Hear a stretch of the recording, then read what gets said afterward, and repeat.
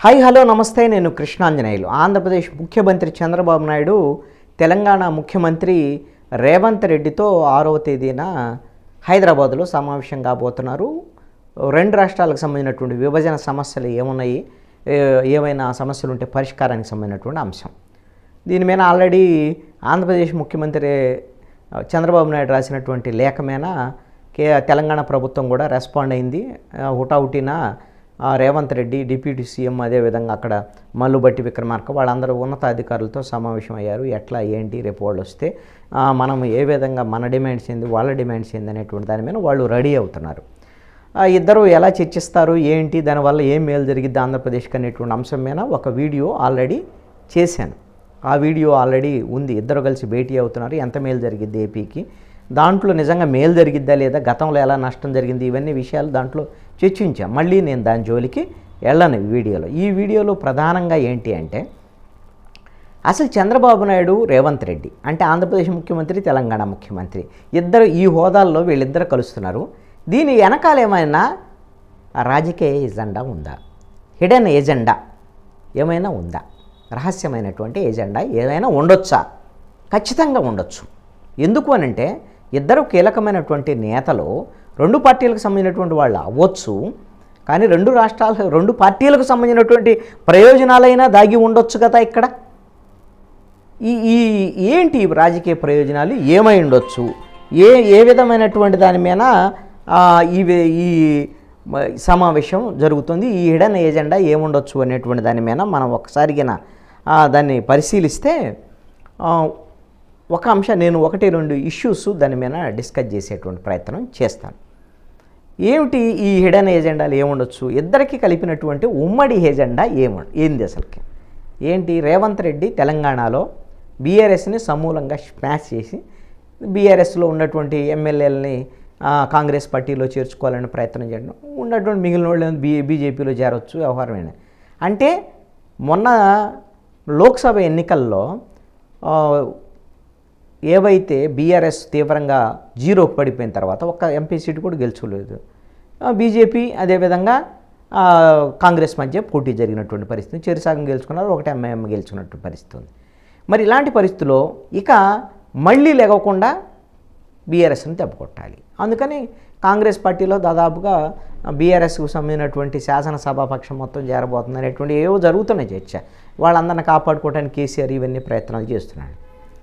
ఇది రేవంత్ రెడ్డి యొక్క లక్ష్యం, బీఆర్ఎస్ని అక్కడ దెబ్బతీయటం ద్వారాగా ఇక బీజేపీ ఒక్కటే మిగులుద్ది. కాంగ్రెస్ పార్టీకి వాళ్ళు బీజేపీ మధ్య పోటీ, అలా వాళ్ళిద్దరు రాజకీయ ప్రత్యర్థులు కాబట్టి తెలుసుకోవచ్చు అనేటువంటి. ఇదే విషయంలో చంద్రబాబు నాయుడు కూడా కేసీఆర్తో రాజకీయ విభేదాలు ఉన్నాయి. బీఆర్ఎస్ అంటే ఆంధ్రప్రదేశ్లో బీఆర్ఎస్ ఏం లేదు, వద్దామని ప్రయత్నం చేశారు, అవన్నీ అయిపోయినాయి, ఇవన్నీ వేరే విషయం. కానీ కేసీఆర్ 2019 ఎన్నికల్లో జగన్మోహన్ రెడ్డికి సహకరించి గెలిపించి, నేను చంద్రబాబు నాయుడికి రిటర్న్ గిఫ్ట్ ఇచ్చాను, నేను ఓడించడంలో సహకరించాను అనేటువంటి బహిరంగంగా చెప్పి ఇవన్నీ చేసిన తర్వాత అక్కడ అసలు తెలుగుదేశం పార్టీకి సంబంధించిన నాయకులందరినీ కూడా తీసుకొని బీఆర్ఎస్లో చేర్చుకొని తెలుగుదేశం పార్టీని స్మాష్ చేయడంలో ఖచ్చితంగా కేసీఆర్ పాత్ర ఉంది. కొంతమంది బీఆర్ఎస్లోకి వెళ్ళారు, రేవంత్ రెడ్డి కాంగ్రెస్ పార్టీలోకి వెళ్ళినటువంటి పరిస్థితి, ఆయన కూడా తెలుగుదేశం వాడే కదా. కొంతమంది కాంగ్రెస్లోకి వెళ్ళారు, కొంతమంది బీజేపీలోకి వెళ్ళారు, ఇవన్నీ ఓకే. అల్టిమేట్గా అక్కడ తెలుగుదేశం పార్టీ నష్టపోయింది. మొన్న 2023 ఎన్నికల్లో, అసెంబ్లీ ఎన్నికల్లో, తెలంగాణ ఎన్నికల్లో అసలు తెలుగుదేశం పోటీ చేయలేనటువంటి పరిస్థితి కూడా వచ్చింది. అప్పుడు చంద్రబాబు నాయుడు జైల్లో ఉన్నాడు, ఇండైరెక్ట్గా రేవంత్ రెడ్డికి సహకరించారు అనేటువంటిది బయట జరిగినటువంటి ప్రచారం. సరే, ఇప్పుడు విషయానికి వద్దాం. ఇద్దరికీ లక్ష్యం ఒకటే ఏంది కదా, బీఆర్ఎస్ని దెబ్బతీయటం. మరి ఈ విషయంలో బీఆర్ఎస్ని దెబ్బతీసేటువంటి విషయంలో ఇద్దరు ఒకరికొకరు ఏం సహకరించుకోవచ్చు? తెలుగుదేశం పార్టీ ఒకవేళ గిన మళ్ళీ అక్కడ తిరిగి కార్యకలాపాలను గిన ప్రారంభిస్తే తెలంగాణ ప్రాంతంలో బీఆర్ఎస్లోకి వెళ్ళినటువంటి తెలుగుదేశంకి సంబంధించినటువంటి వాళ్ళు, ఇప్పుడు కాంగ్రెస్లో పోయే వాళ్ళందరూ పోతారు బీఆర్ఎస్లోకి, పోలేనటువంటి వాళ్ళు ఎవరన్నా ఉన్నారనుకోండి తెలుగుదేశం పార్టీలోకి వచ్చేదానికి అవకాశాలు ఉండొచ్చు. ఆ విధంగా బీఆర్ఎస్ని ఖాళీ చేయించేదానికి అవకాశాలు ఉండొచ్చు. ఆ విధంగా బీఆర్ఎస్ని దెబ్బతీయడానికి వీళ్ళిద్దరి ఒక ఎజెండా పనిచేసేదానికి అవకాశం ఉండొచ్చు. అదేవిధంగా అసలు వీళ్ళిద్దరు సహకరించుకుంటే ఏదో వీళ్ళిద్దరు ఎంత ఇది చేసి బీఆర్ఎస్ని దెబ్బ కొట్టాలన్నంత మాత్రాన అది బీఆర్ఎస్ ఏమన్నా జీరోకు పడిపోద్దా, అసలు మొత్తం కనుమరుగైపోయిద్దా లేదా ఇవన్నీ చెప్పలేము. అంత ప్రాంతీయ పార్టీలు అంత ఈజీగా దెబ్బతినేటువంటి పరిస్థితి ఉండకపోవచ్చు. ఇప్పుడు జీరోలో ఉన్నప్పటికి కూడా ఎంపీ సీట్లు ఓడిపోయినటువంటి దాంట్లో రేపు పొద్దున మళ్ళీ పుంజుకొని గెలిచే పరిస్థితులు వాళ్ళు తయారయ్యే దాన్ని బట్టి ఉంటుంది. రేపు పొద్దున అసలు అలాంటి పరిస్థితి ఉంటుందా లేదు. ఎందుకంటే వాళ్ళకి ప్రత్యామ్నాయంగా బీజేపీ ఎదుగుతుంది. అక్కడ ప్రత్యామ్నాయం లేకపోతే బీఆర్ఎస్కి మళ్ళీ ఎదిగిద్ది అని అనుకోవచ్చు. మరి క్యాంటర్ పోతుంది, లీడర్లు పోతున్నారు, ప్రత్యామ్నాయంగా వాళ్ళిద్దరి మధ్య బీజేపీ కాంగ్రెస్ మధ్య పోటీ జరిగేటప్పుడు వీళ్ళని ఎవడు పరీక్షించుకుంటారు. ఆ విధంగా కొంత ఈ చంద్రబాబు నాయుడు రేవంత్ రెడ్డి యొక్క మీటింగు వల్ల కొంత బీఆర్ఎస్కి దెబ్బ పడేదానికి అవకాశం ఉంటుంది. సరే,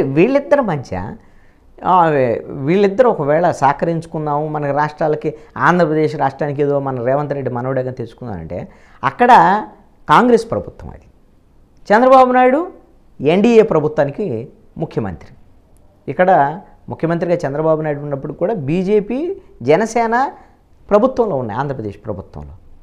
అందుకనే మొన్న రేవంత్ రెడ్డిని చంద్రబాబు నాయుడు ముఖ్యమంత్రి ప్రమాణ స్వీకారానికి రమ్మని పక్క రాష్ట్రమే కదా ముఖ్యమంత్రికి ఆహ్వానం పంపారు. ఇప్పుడు కాంగ్రెస్ ముఖ్యమంత్రికి ఎలా వస్తాడు? రాలేకపోయినటువంటి పరిస్థితి. కాబట్టి ఇప్పుడు ఏదో రేవంత్ రెడ్డి పూర్తిగా ఏదో సహకరిస్తారు ఆంధ్రప్రదేశ్కి ఇప్పుడు విభజన సంబంధించినటువంటి అంశంలో అనుకోవటానికి కూడా లేదు ఈ విషయంలో ఈ పరిస్థితుల్లో. కాబట్టి కొంత హక్కుగా రావాల్సినటువంటి వాటిని సాధించుకునే దానికోసం కొంత ప్రయత్నం చేయొచ్చు చంద్రబాబు నాయుడు. అయితే ఆయన కూడా తెలంగాణకి నష్టం జరగకుండా, తెలంగాణ హక్కులకు ఇబ్బంది లేకుండా ఎంత మేరకు 9th 10th షెడ్యూల్లో ఆస్తులకు సంబంధించినటువంటి వ్యవహారం ఏముంది అనేది ఇచ్చేది ఉంటే ఏమన్నా అవకాశం ఉంటే ఇస్తారు. ఇప్పుడు ఆ కరెంటు విద్యుత్ బిల్లులు బకాయికి సంబంధించినటువంటి విషయంలో కేసీఆర్ అసలు ఆంధ్ర వాళ్ళే మాకు ఇవ్వాలని అన్నాడు. 15,000 కోట్ల రూపాయలు ఏమో మనకు రావాలి, వాళ్ళే మాకు తిరిగి ఇవ్వాలన్నాడు. ఇప్పుడు ఈ విషయంలో మరి అంత ఇదిగా మాట్లాడకపోయినా ఎంతో కొంత ఇచ్చేటువంటి ప్రయత్నం, ఇంకొక సర్దుబాటు, లేకపోతే కృష్ణా గోదావరి జిల్లాలకు గోదావరి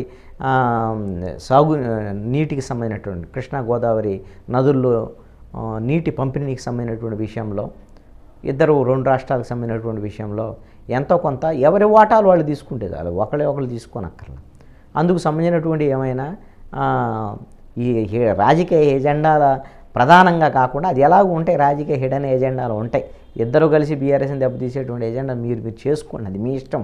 ఎవరి ప్రయత్నాలు వాళ్ళు చేసుకుంటారు, అది వేరే విషయం.